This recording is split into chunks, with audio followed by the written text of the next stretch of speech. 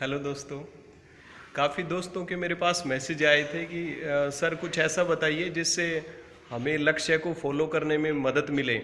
दरअसल हम लोग करना बहुत कुछ चाहते हैं लेकिन लगातार नहीं कर पाते। जैसे लक्ष्य भी बना लिया लेकिन उसको फॉलो नहीं कर पाते, या कोई हैबिट स्टार्ट करना चाहते हैं तो कुछ दिन तो उस पर काम करते हैं, उसके बाद वो लगातार नहीं हो पाती। जैसे बुक्स पढ़ना चाहते हैं तो स्टार्टिंग में मोटिवेशन मिलता है लेकिन एक दो दिन बाद वो मोटिवेशन ख़त्म होता है। तो दोस्तों मैं आपको बताना चाहूँगा, ये जब तक आप लोग आउटसोर्स मोटिवेशन लेते रहेंगे तब तक काम नहीं बनेगा। दरअसल चीज़ें इनसाइड टू आउटसाइड होती हैं, आउटसाइड टू इनसाइड नहीं होती। उदाहरण के लिए मान लेते हैं, जब तक आपके पास कोई सॉलिड रीजन नहीं होगा तब तक आप वो चीज़ नहीं कर पाएंगे। जैसे मान के चलिए आप कहीं से काम करके आए हैं, थके हारे हैं, बिल्कुल एनर्जी लेवल डाउन है आपका, उस समय आपको कोई कैंडिडेट आके बोल रहा है चलो भाई रेस लगाते हैं, तो शायद आप रेस नहीं कर पाएंगे। लेकिन अगर दूसरी सिचुएशन मान के चलें, अगर कोई पागल कुत्ता आपके पीछे पड़ जाए तो आप क्या करेंगे? यकीनन दोस्त भागेंगे, क्योंकि आपके पास भागने की सॉलिड वजह है।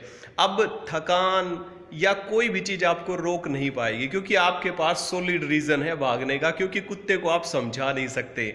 ऐसा ही होता है दोस्तों, जब तक आपकी बर्निंग डिज़ायर नहीं होगी, जब तक आग की तरह दहकती हुई इच्छा नहीं होगी किसी चीज़ को करने की, तब तक आप नहीं कर पाएंगे। अब दशरथ मान जी है, एक साधारण इंसान ने एक असाधारण परिणाम दिया क्योंकि उसके पीछे एक सॉलिड वजह होती है। आप और मैं किसी काम को लगातार इसीलिए नहीं कर पाते क्योंकि हमें उस काम को करने की कोई सॉलिड वजह नहीं हो पाती।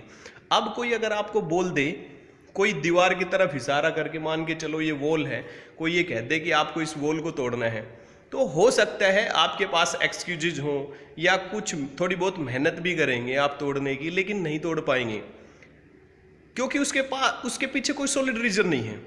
लेकिन अगर दूसरी सिचुएशन में बात करके चलूं, कोई आपको ये बोल दे कि इस दीवार के पीछे 2 करोड़ रुपए हैं और जो कैंडिडेट इस दीवार को तोड़ेगा उसी को पैसे मिलेंगे, तो मुझे लगता है कि आप किसी को नजदीक भी नहीं आने देंगे और 101% इस दीवार को तोड़ने में कामयाब भी हो जाएंगे।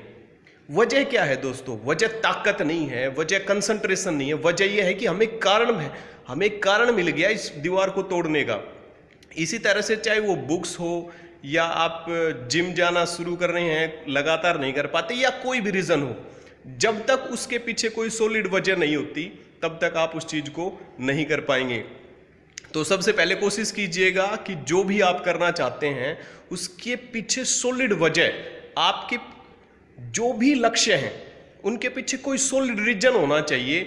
वो इनसाइड टू आउटसाइड होने चाहिए। बड़े बड़े एग्जाम्पल आपको मिल जाएंगे दुनिया में, जिसके अंदर से कोई आवाज़ आती है, जिसकी चाहतें होती हैं, जिसकी बर्निंग डिज़ायर्स होती हैं, वो आदमी कामयाब हो जाते हैं। तो आप देखिएगा, आप जो करना चाहते हैं सचमुच वो लक्ष्य बड़ा होना चाहिए। ऐसा होना चाहिए कि आप कुछ भी छोड़ सकते हैं उस लक्ष्य के लिए, तब आसानी से आप कर पाएंगे, चाहे वो बुक्स हो। अब जैसे एग्जाम्पल के लिए मैं आपको बताता हूँ, मेरा टारगेट रहता है हर महीने कम से कम 3 बुक मैं स्टडी करूँ।